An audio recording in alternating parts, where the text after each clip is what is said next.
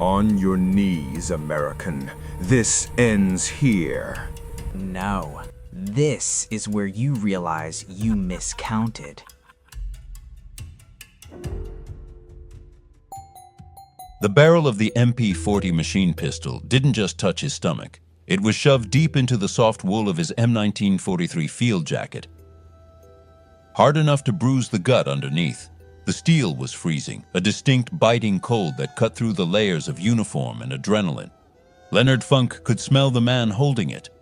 A sharp stench of stale tobacco, unwashed wool, and the metallic tang of gun oil.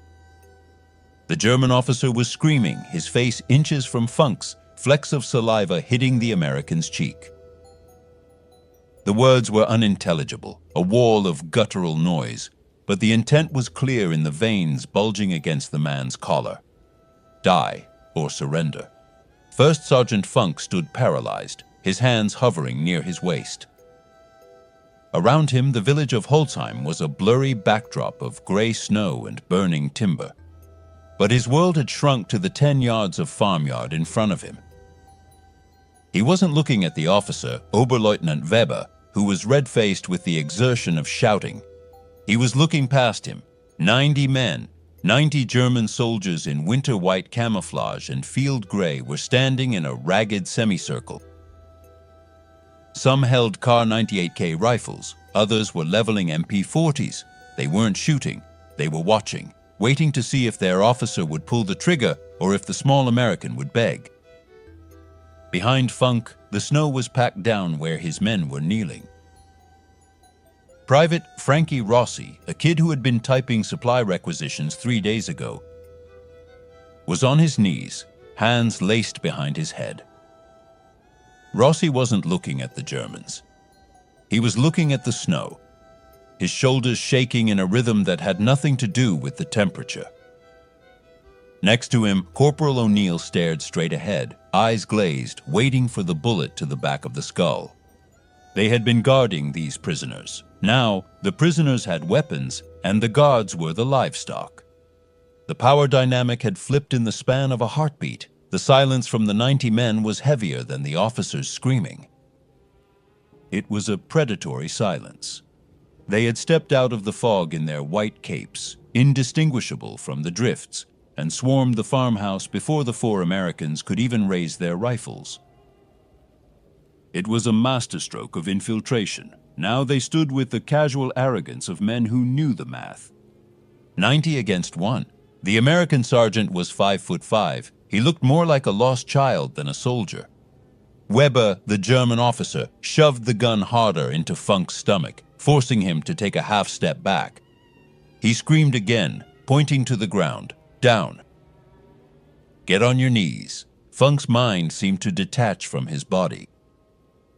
The cold was absolute, 5 degrees below zero, the kind of cold that turns oil into sludge and makes metal stick to skin. He could feel the weight of the Thompson submachine gun slung over his right shoulder. It felt miles away, a useless lump of steel and wood. To reach for it was suicide. The German officer's finger was already whitening on the trigger of the MP40. One twitch and 30 rounds of 9mm parabellum would turn Funk's midsection into hamburger. The rational part of his brain, the part that wanted to live to see Pennsylvania again, screamed at him to drop to his knees. But he didn't kneel. He didn't raise his hands. Instead, Leonard Funk made a sound that cut through the tension like a breaking branch. He giggled. It wasn't a hero's laugh. It was a dry, cracking sound, breathless and weird. It bubbled up from his chest, involuntary and jagged. He looked at the 90 men, he looked at the red-faced officer, and he laughed again, a little louder this time. It was the sound of a man whose wires had finally crossed, a short circuit in the survival instinct. Weber stopped screaming. The German officer's mouth hung open slightly, his brow furrowing. The aggression faltered, replaced by confusion. He had expected begging. He had expected a soldier terrified of dying. He hadn't expected this small, dirty American to stand there cackling while a gun was pressed into his gut. The 90 men shifted uneasily. The script had been broken. For a split second, the inevitability of the execution hung in the air, suspended by the absurdity of a laugh. 4 years earlier, the only thing Leonard Funk fought was a filing cabinet.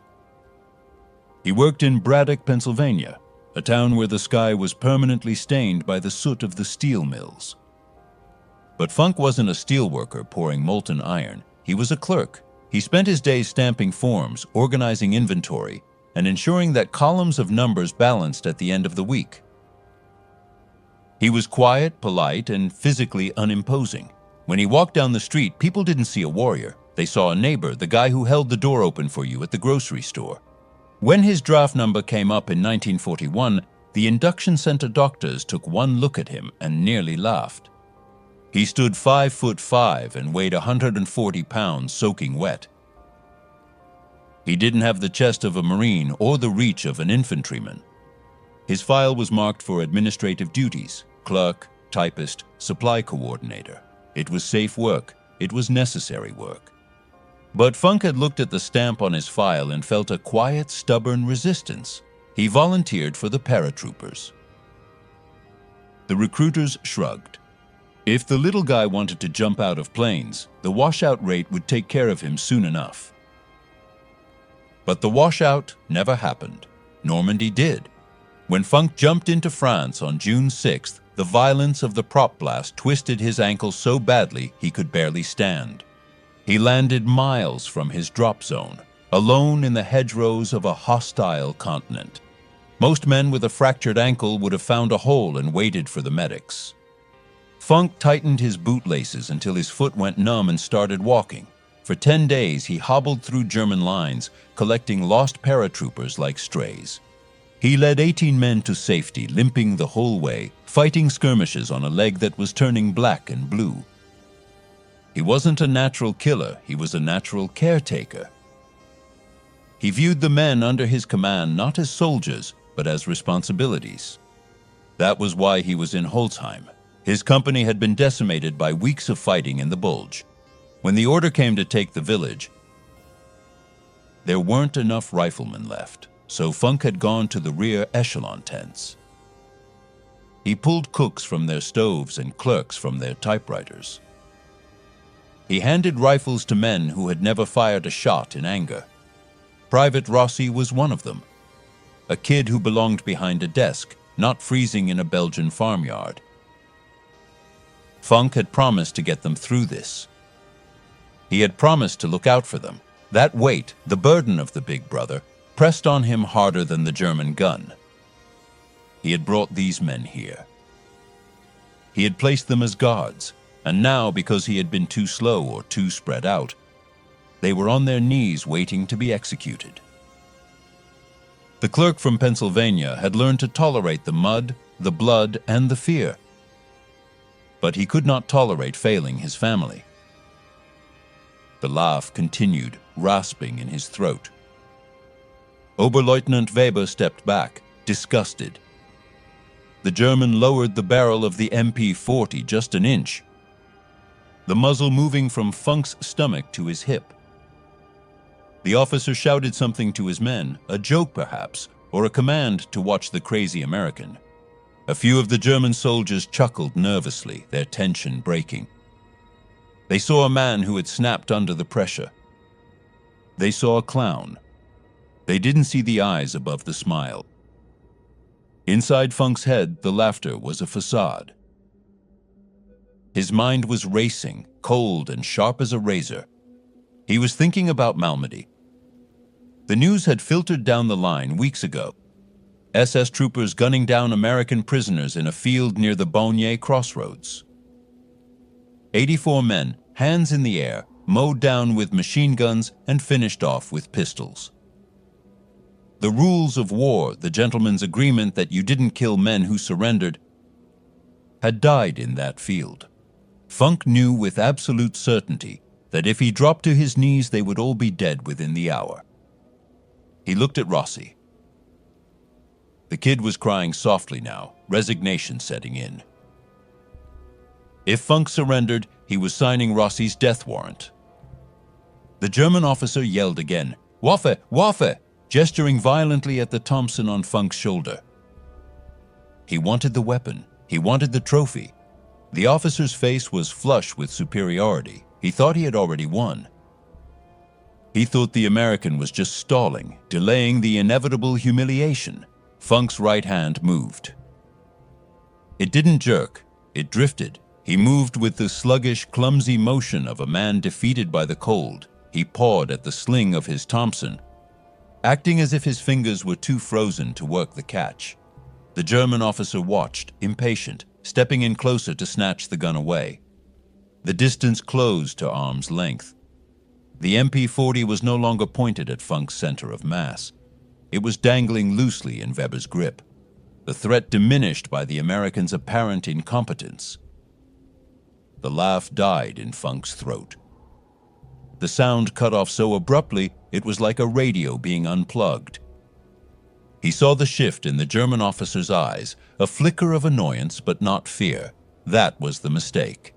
Weber saw Clark. He saw a small broken man. He didn't see the paratrooper who had walked on a broken ankle for 10 days. He didn't see the man who had decided weeks ago that he would never be herded into a field to die like cattle. Funk's fingers curled around the pistol grip of the Thompson. The metal was ice cold against his palm. He took a breath, inhaling the freezing air, the smell of cordite, the smell of his own sweat. He wasn't praying. He was calculating the angle. The Thompson was a heavy, brutal weapon, a .45 caliber jackhammer. It was chambered, the safety was off. The only thing separating Leonard Funk from the 90 men in front of him was the speed of his right arm. He squeezed the grip. The time for laughing was over. The sling slid over his shoulder. It happened so fast that the image seemed to skip frames in the eyes of the onlookers.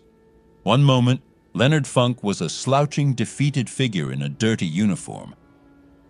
The next, the M1A1 Thompson was at his hip, the stock clamped tight against his side. He didn't aim with the sights. At this range, you didn't need sights. You pointed the metal like a finger.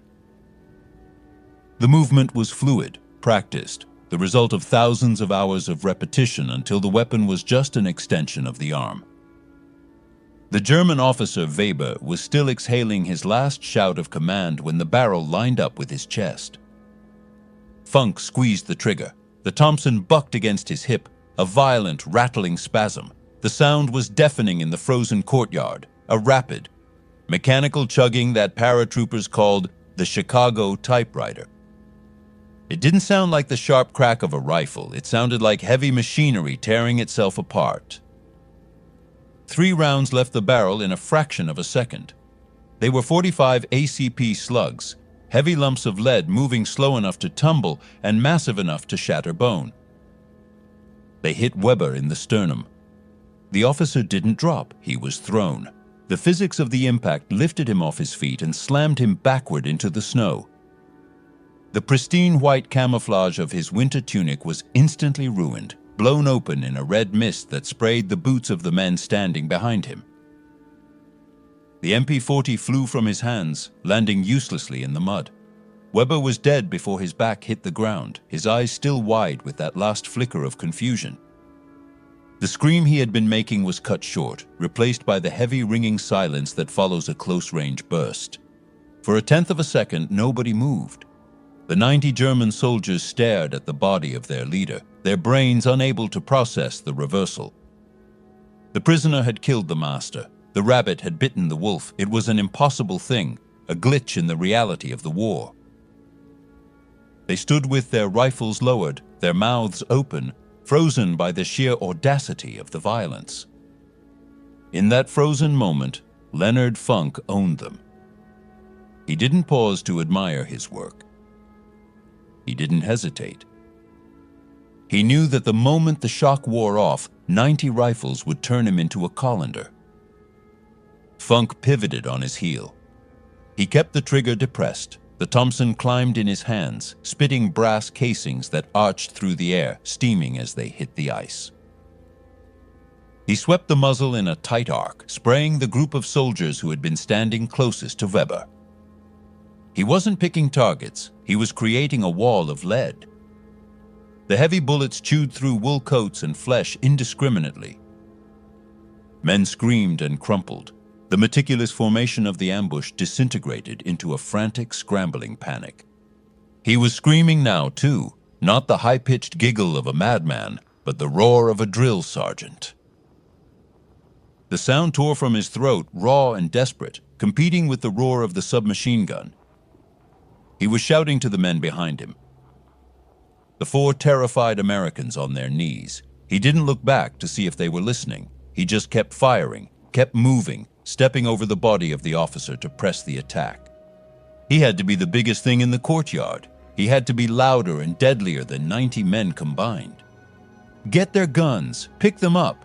Funk's voice cracked over the gunfire. Behind him, the spell broke. Private Rossi, the typist who had been weeping seconds ago, scrambled forward on hands and knees. He didn't stand up, he was too terrified for that, but he lunged for the nearest weapon, a Mauser rifle dropped by a dying German. His hands were shaking so badly he nearly dropped it, but he managed to rack the bolt. Corporal O'Neill was already up, grabbing an MP-40 from the snow, his face a mask of pale shock.